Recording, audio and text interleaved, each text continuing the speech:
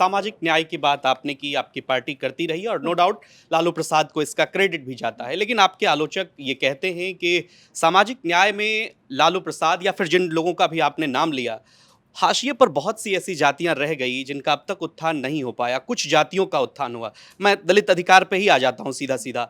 अभी आप देखिए, अगर मैं सही हूं तो इस देश में एक भी दलित चीफ मिनिस्टर नहीं है। सामाजिक न्याय की बात करने वाले वो राजनेता कभी इन पर खुलकर क्यों नहीं बोले?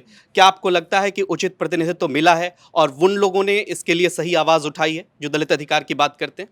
आप मुख्यमंत्री की बात करते हैं, मैं प्रधानमंत्री की बात करती हूँ। लालू जी ने कहा था क्यों आखिर इस देश में मायावती जी पीएम नहीं हो सकती। तो मायावती जी आखिरी तबके की, मतलब कहते हैं ना कि अंतिम पायदान की अंतिम पंक्ति की महिला हैं और सशक्त महिला हैं।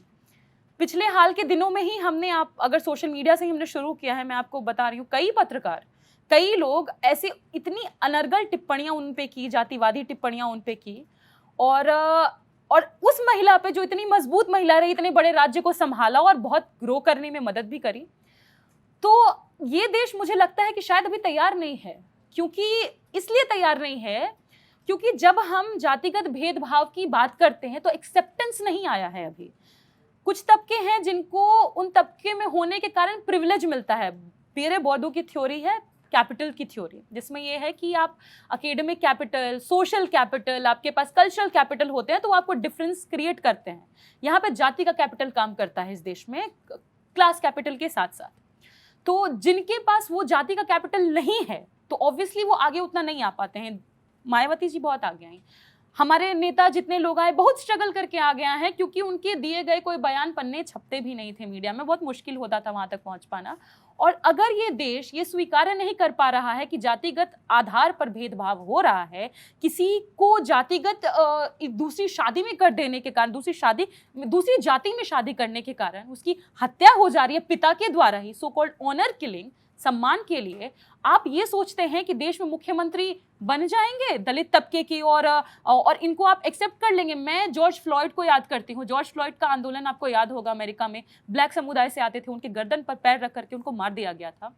पर वहां पर एक डिफरेंस है जो इंडिया में एक डिफरेंस है। वहां पर मैंने देखा कि व्हाइट पीपल जो भी थे वो घुटने के बल खड़े थे, उनसे माफी मांग रहे थे और अपने जितने भी पुराने इतिहास थे उसके लिए माफी मांग रहे थे। पर क्या इस देश में ये होता है कि लोग माफी मांग रहे हैं? कुछ लोग हैं जो अपने विशेषाधिकार को एक्सेप्ट भी करते हैं, वो मानते हैं कि हाँ हमें प्राप्त है, ये नहीं होना चाहिए, पर उनकी संख्या कुछ ही है।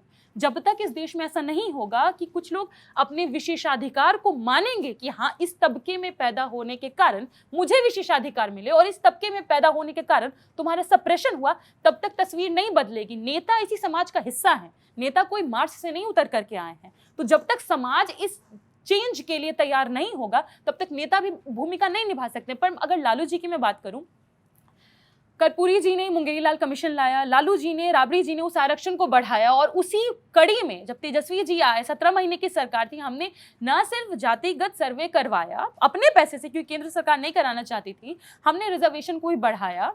पर क्या किया गया केंद्र सरकार द्वारा? 9वीं अनुसूची में इसको शामिल नहीं होने दिया। इसका क्या प्रभाव पड़ा लॉन्गर रन में मैं आपको बता रही हूँ। आगे उसके बाद जितने भी वैकेंसीज आए टीचर्स की भी, अभी चीफ मिनिस्टर बहुत दूर है, टीचर्स की भी जो वैकेंसी आई उसमें भी जितने लोग एक्स्ट्रा हो सकते थे, जिनको रिजर्वेशन बढ़ा हुआ मिला था, आ सकते थे, वो टीचर बनने तक से चूक गए। किसकी जिम्मेदारी है? मैं सिर्फ आरक्षण की नहीं बात कर रही हूँ, मैं एक पूरा एक सिस्टम है, समाज का ढांचा, मैं उसकी बात कर रही हूँ जो कदम कदम पर आपको रोकता भी है और कदम कदम पर आपको थामता भी है। हम जिस तबके से आते हैं, दलित वंचित का अगर कोई छात्र कोई बड़ा बनना चाहता है ना, उससे पहले वो मृत हो जाता है।